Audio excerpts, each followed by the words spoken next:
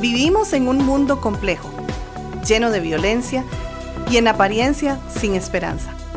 Aunque la complejidad y la violencia persistan, la esperanza existe. La Biblia nos enseña a alzar la voz por aquellos que no pueden hacerlo. Entonces, ¿por qué no levantar la voz del Señor por quienes sabemos que están sufriendo? Conversemos.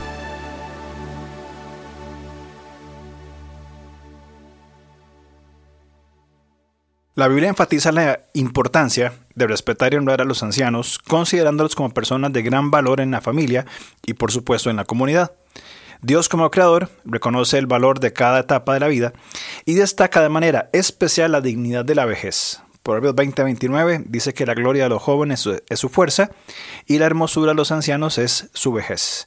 Vamos a dedicar 2 programas a esta población tan importante y a la vez tan vulnerable a posibles maltratos que recibe desde su propia familia cuando son menospreciados. Mi hermano, un gusto como siempre estar con vos. Un gusto y de verdad que qué privilegio pues que podamos conversar acerca de una población tan amada y tan cuidada y tan respetada en la escritura que nos da el modelo, por supuesto, para la sociedad. Correcto. Y la familia. Sí, totalmente. Es un tema indispensable. Sí, correcto. Y es que en la Biblia, respetar a los ancianos o adultos mayores se relaciona con el temor reverente al Señor. Y vamos a demostrarlo en Levítico 19:32. Dice, ponte de pie en la presencia de los ancianos y muestra respeto por las personas de edad. Teme a tu Dios, yo soy el Señor. Como sabes, por el tipo de escritura en un solo, digamos, en un solo guión, se relaciona respeto por las personas de edad relacionado con el temor a Dios. Correcto. Es Dios quien afirma esto y se le debe temer por esto. Exactamente. De acuerdo. Ahora, temer al Señor va a conducir a una vida individual y una vida también social, por supuesto, donde la sabiduría y la justicia florecen. ¿Ven? Temor a Dios no es el miedo de huir, de esconderse, sino tiene que ver con la sumisión a su voluntad, un profundo respeto, un temor reverente. Pedro marca este principio en el capítulo 1, versículo 17, dice, conducíos en temor, y no es miedo, no es esa repulsión, ese temor de huir, sino ese respeto todo el tiempo de nuestra peregrinación, de nuestra vida. Y esto vinculado a lo anterior, es que este respeto por los ancianos es en todo tiempo y en toda circunstancia. Es decir, no solamente en una circunstancia donde nos es más fácil respetarlos. Correcto. Lo que quiere decir es, conducidos en temor todo el tiempo de vuestra peregrinación. Por eso vinculamos temor, por lo menos en este texto, con respecto a los ancianos en Levítico 19:32. No es que el temor de Dios solamente es respetando a los ancianos. Quiero decir que forma parte del temor del Señor el respeto por las personas de edad. Y por eso vinculamos Primera de Pedro, porque dice, ok, es temor al Señor que sea en todo tiempo. Correcto. Bien. Constante, sí, en toda circunstancia. Entonces es interesante cómo Pablo le escribe a los romanos en 12:19 acerca de no tomar venganza por mano propia. Porque Dios dijo en Deuteronomio 32:35, mía la venganza, yo pagaré, dice el Señor. Ahora, ¿por qué estoy diciendo esto? Que pareciera como, porque ¿qué tiene de relación esto? Luego el apóstol se va a referir a los magistrados en Romanos 13:1-4, como siervos de Dios para castigar al que hace lo malo y procurar justicia. Entonces, hacemos notar esta relación, es decir, Pablo dice, mía la venganza, dice el Señor, y luego empieza a hablar acerca de magistrados que imparten justicia, ¿verdad? Como sus siervos. En Proverbios 1:17 está ese mismo tipo de relación. Perdón, en 1:7 dice, el principio de la sabiduría es el temor, ese sometimiento y respeto a Jehová. Y al versículo que sigue, le habla al hijo. En el 8 dice, oye la instrucción de tu padre y no desprecies la dirección de tu madre, porque adornos de gracia serán a tu cabeza. Entonces, el principio de la sabiduría es el temor a Jehová. Ahora, ¿cómo se representa ese principio de sabiduría? A través de los padres, en la instrucción de su padre y la dirección de su madre. Queremos decir, como Pablo vincula en Romanos que el Señor toma venganza y habla de magistrados, o sea, la acción de Dios a través de unos siervos, el tener el principio de sabiduría, los siervos de ese principio de sabiduría son los padres. Entonces, los siervos ejecutan el principio que Dios ha establecido. Exactamente. Entonces, estamos hablando, para seguir la línea que estás explicándonos, que así como los magistrados son siervos de Dios para impartir justicia, que es lo que acaba de fundamentar en los textos de Romanos y Proverbios y Deuteronomio, los padres son siervos de Dios para instruir y dirigir. Efesios capítulo 6 habla en cuanto a este rol. Y esto nos habla de una tremenda responsabilidad como padres. Hago un paréntesis ahí, ¿verdad? Una tremenda responsabilidad que Pablo habla en Efesios de nutrir a nuestros hijos en amonestación y disciplina del Señor, que es de las esenciales de nuestra vida, ¿sí? como individuos que tenemos hijos. Sí. Ahora, es claro y es entendido que una familia instruida y que vive la palabra de Dios lleva a una sociedad funcional. Bien, la familia que funciona va a ser parte de una sociedad que funciona. Funcional, correcto. Ahora, encontramos esto en Éxodo 20:12, cuando habla del honrar a los padres relacionado con una larga vida y plenitud de años en la dinámica social donde Israel se proyectaba. Claro. Es decir, si la familia funciona, si los hijos honran a sus padres y los padres conviven con sus hijos sabiamente, la sociedad va a comenzar a funcionar de una manera correcta. Es como esto en Éxodo 20:12, lo que habla de lo que comúnmente escuchamos del mandamiento con promesa, ¿verdad? Correcto. Honra a tu padre y tu madre, y qué hermoso que utiliza las dos figuras, ¿verdad? El padre y la madre, y luego habla, ¿verdad? Para que tus días sean largos, etcétera. Pero está hablando justamente de ese principio.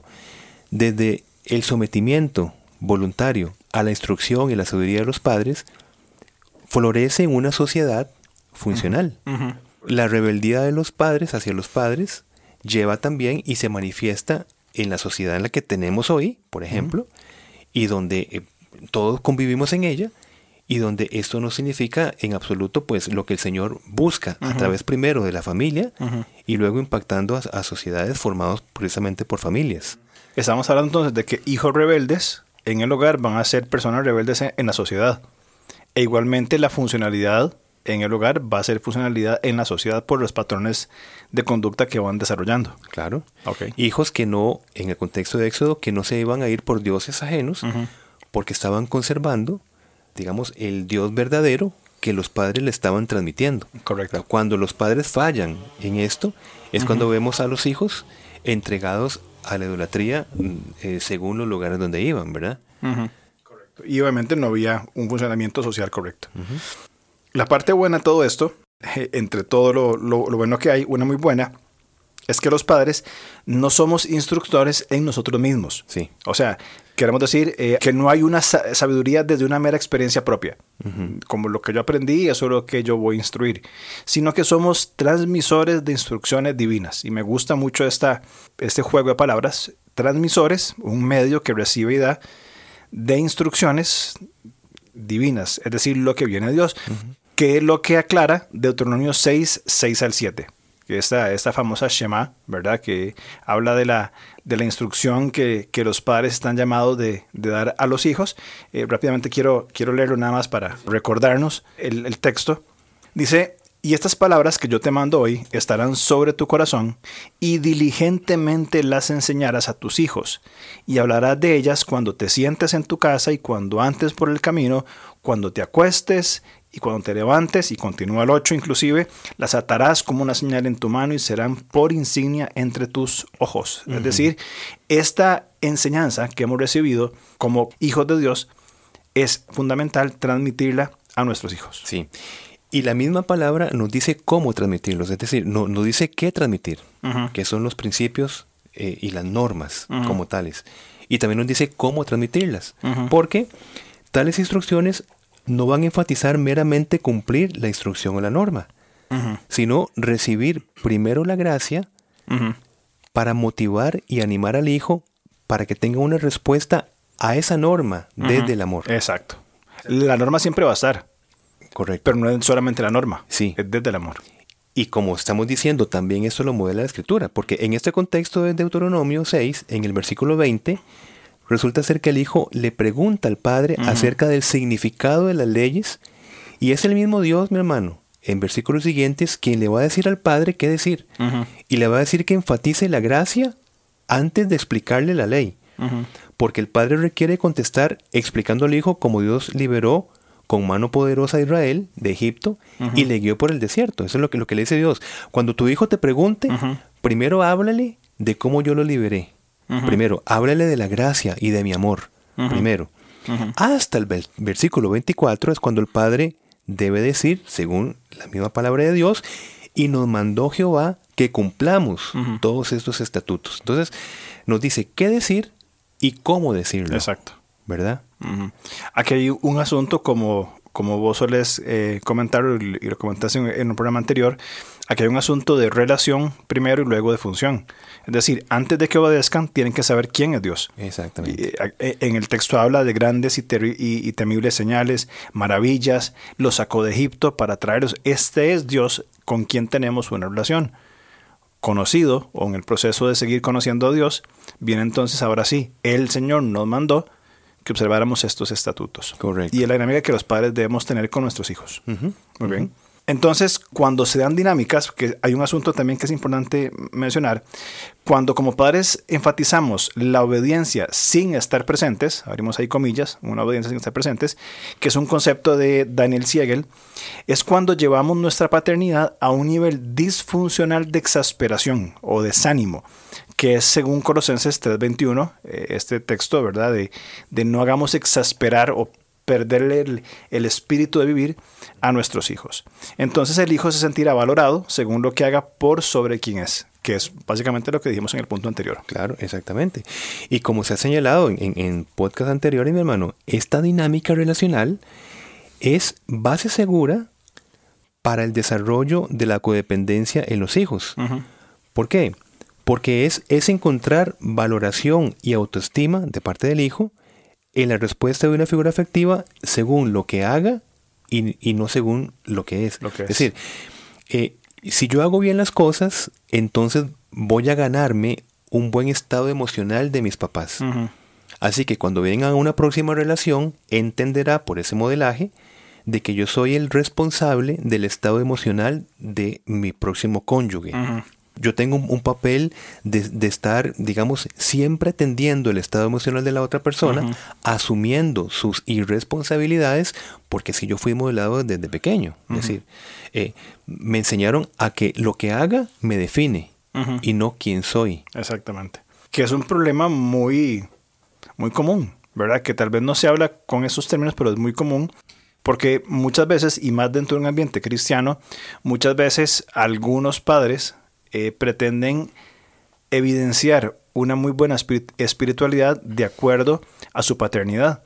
Y si su paternidad se ve cuestionada por hijos que no funcionan de acuerdo a las normas, entonces tiene una mala paternidad y una mala espiritualidad. Sí. Entonces se desarrollan dinámicas realmente complejas donde la formación de los hijos pasa por mi reputación antes que por su propio bienestar. Claro. Y bueno, pues quisiéramos nosotros quedarnos en el panorama de Deuteronomio 6. Unos padres instruyendo a sus hijos en la palabra de Dios, aplicando la gracia primero y luego la norma. Un mundo maravilloso. Posible en Cristo. Totalmente. Pero no así en todas las familias, pues en nuestra cotidianidad. Entonces la pregunta es, ¿y qué hacemos con padres que no cumplen este llamado bíblico por ser más bien padres agresores? ¿Qué caminos podríamos entonces buscar ante más bien padres que no son funcionales según los principios bíblicos? Creo que un camino que podríamos comenzar a explorar desde la base de la honra, que hemos hablado ya anteriormente sobre esto, que tiene que ver con valorar la dignidad del padre, una persona por quien Cristo murió, bien creyente pues. O sea, ver al padre agresor desde la potencialidad que tiene en Cristo para ser rescatado y salvado, porque por Cristo también murió, digamos, por nuestro eventual padre agresor. Ese es justamente el punto, ver ese potencial sin aprobar su pecado.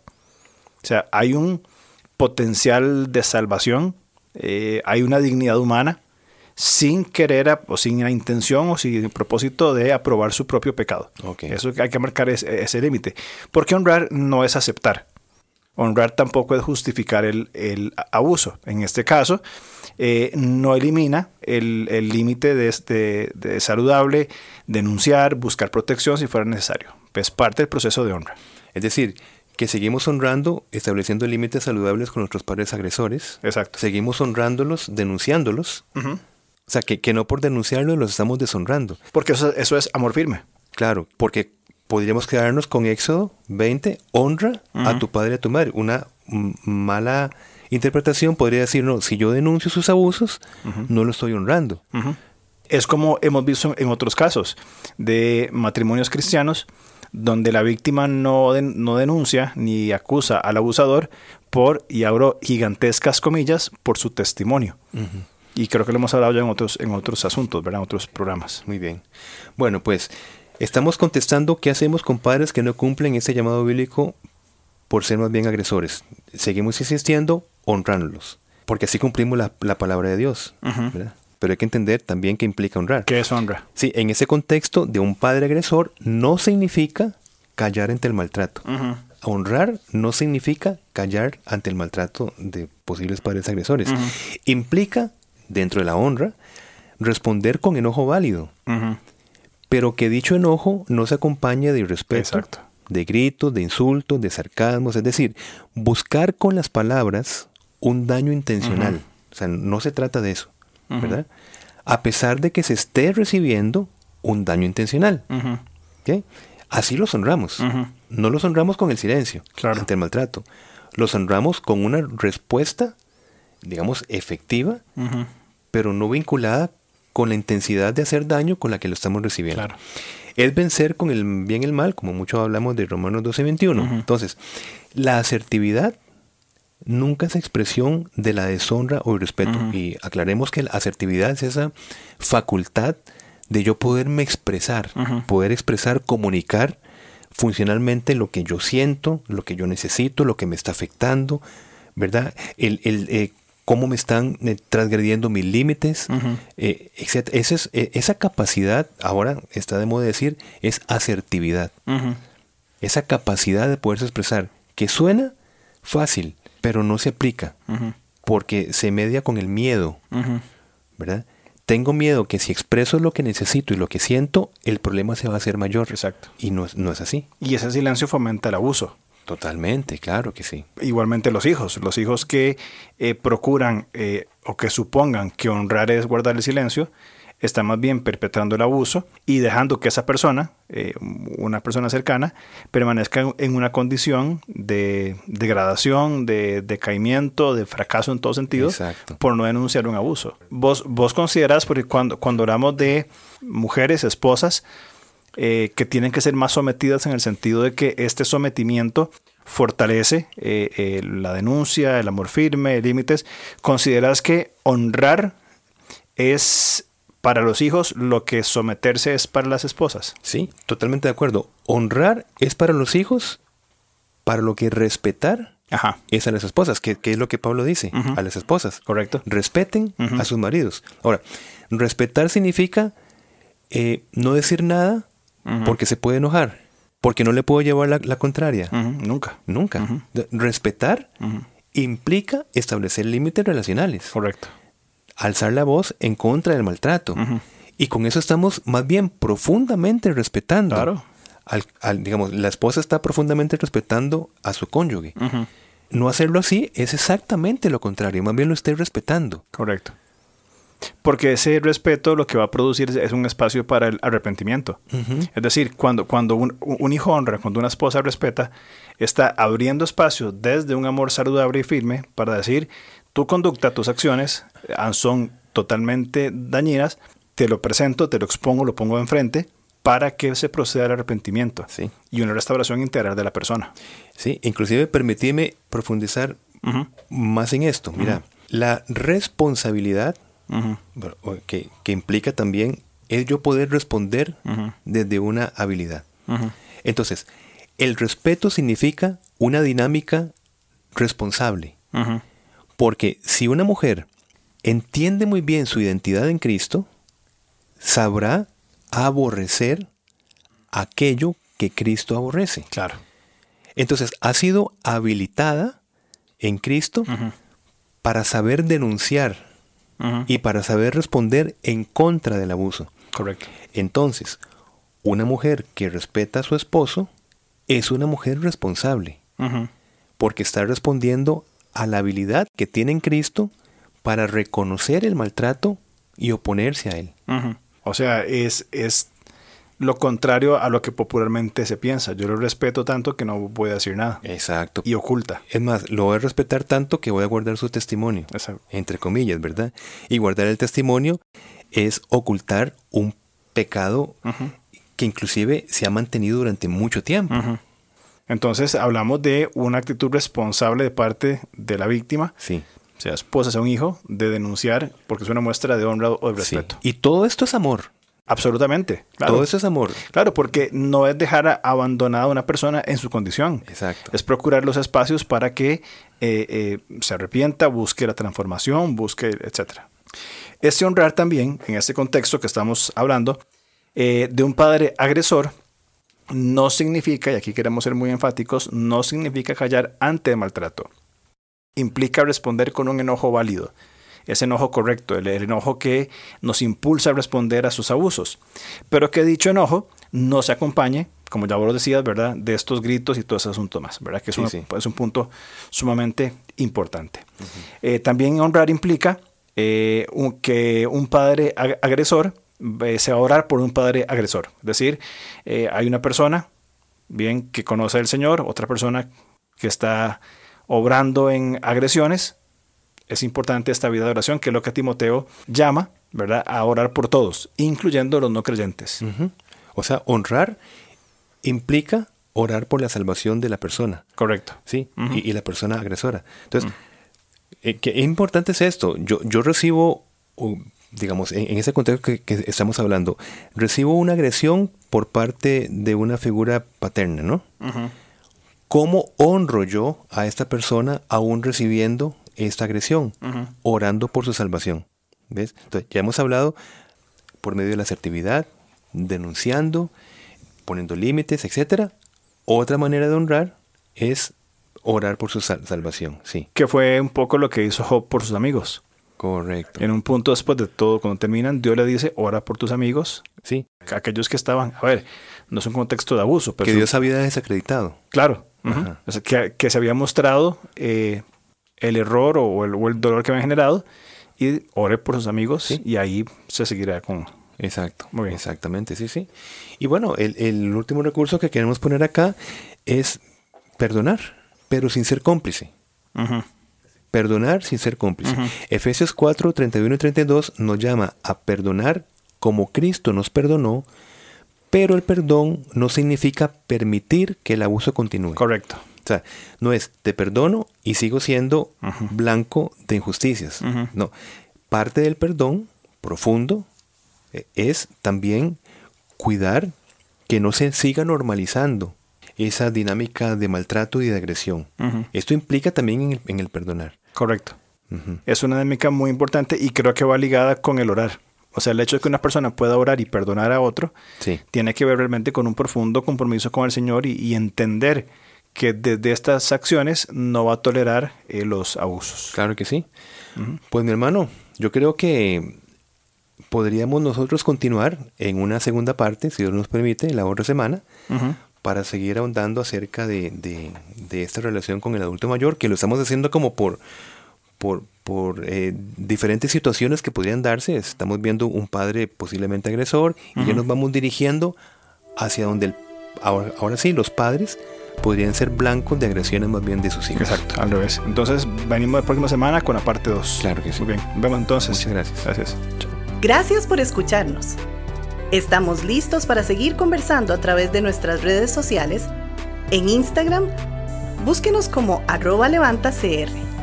En Facebook, como LevantaCR. O contáctenos al correo alonso@levantacr.org.